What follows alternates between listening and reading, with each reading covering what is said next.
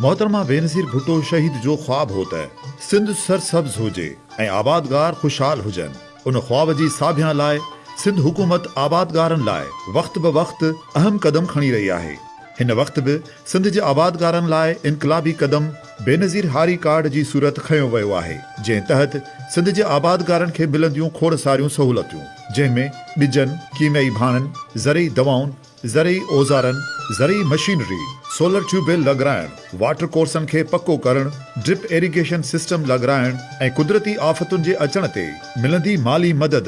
पोइ देर छाजी, अॼु ई पंहिंजे वेझे ज़री कारकुन सां राब्तो करे पंहिंजो बेनज़ीर हारी कार्ड ठाराइण लाइ पाण खे रजिस्टर करायो या वधीक रहनुमाई ऐं मालूमात लाइ आबादगार हेल्पलाइन 0311164611 ते सुबुह जो 9 वॻे खां राति जो 10 बजे दौरान राब्तो करियो। ज़रई तोसी ज़रात खातो हुकूमत सिंध।